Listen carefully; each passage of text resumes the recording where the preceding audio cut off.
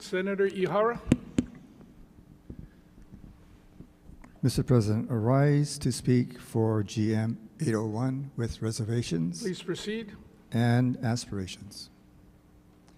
Mr. President, this nomination would elevate Associate Justice Vladimir Devens to the position of Chief Justice of the Hawaii Judiciary and its Supreme Court.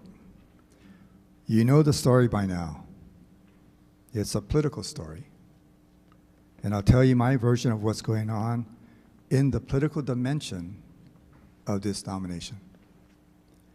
The nominee was a politically active labor attorney who served on political committees that selected candidates for union endorsements. He was also a fiduciary on a 3-person Hawaii nonprofit corporation board that functioned as a political action committee for a political organization. The nominee did not disclose the name of this nonprofit PAC in his 2023, actually he applied in 2022, but confirmation in 2023, his application for Associate Justice of the Supreme Court, and was confirmed unanimously by the Senate without that information. In his application for Chief Justice, the nominee listed past service on nonprofit boards, but again did not disclose his directorship on the nonprofit board that he was on. Mr. President, this data set has caused some public concern and fear among people. Fear of external political influence on the judiciary and its courts. These concerns signal distress within the system, like red lights from a ship entering a rough sea. Its urgency leads to short-term thinking that focuses on symptoms instead of sources of problems, and has resulted in financial stress for half the community, residents forced to leave due to unaffordable housing, and persistent chronic homelessness. These are outcomes of a political system unable to adapt itself to changing circumstances. Western democracies use competition-based systems to allocate resources, adopt policies, resolve problems, and establish relationships among players.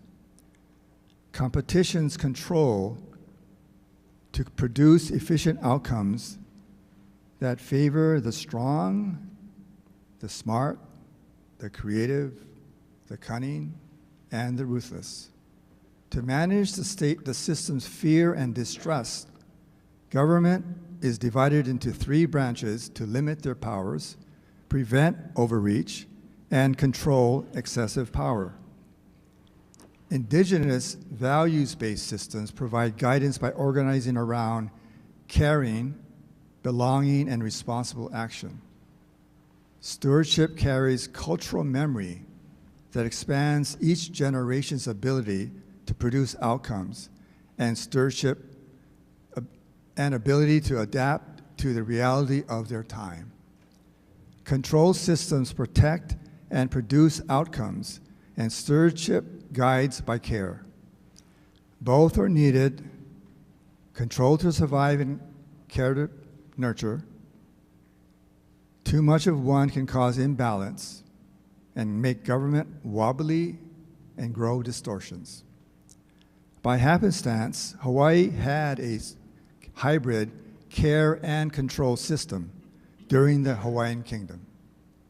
The monarchs were guided by the Aloha Spirit as defined in 5-7.5 HRS, using all 3 branches of their government in collaboration to control by caring and managing government programs by stewardship. This hybrid system fostered stewardship guidance inside a deliberative democratic system.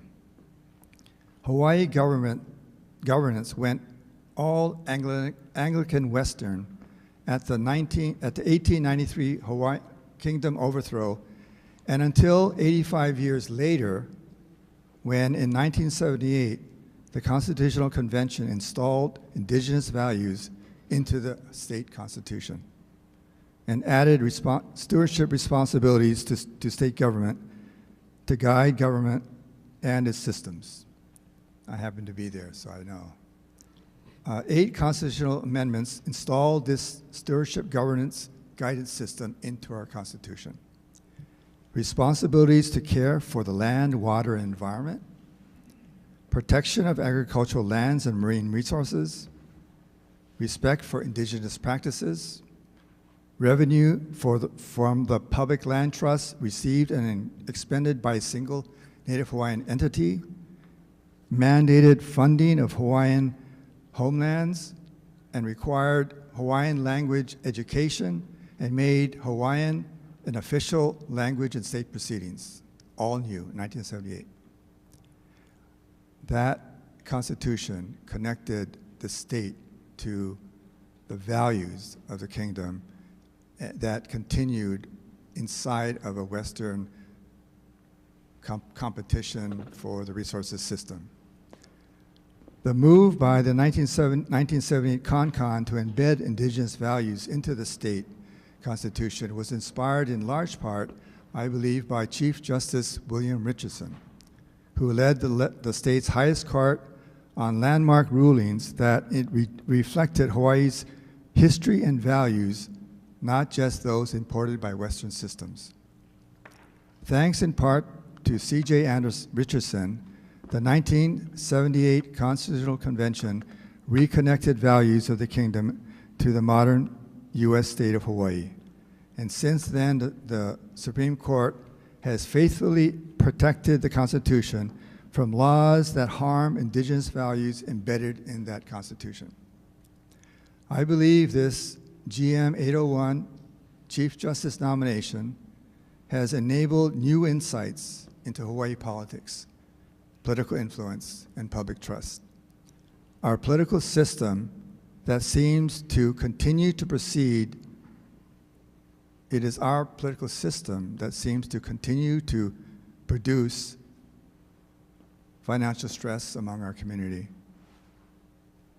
residents having to leave because they can't find housing, and persistent homelessness.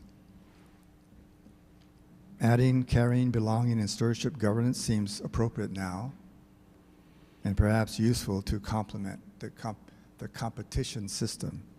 So we decide not by competition, but by values. I believe the circumstances of this nomination provide a pathway to create a safe space for returning stewardship governance to our islands. The 1978 Constitution inserted a provision for public funding of election campaigns. Back then, we knew the cost of campaigning was more than family and friends could support, and that candidates had to engage with political stakeholders to pay for their ads, signs, and materials. I believe this Chief Justice nomination and this particular nominee could help focus sustained public attention on political influence in Hawaii, assuming Justice Devens is confirmed today. I asked the nominee that if confirmed, would he endeavor to restore public trust in the judiciary?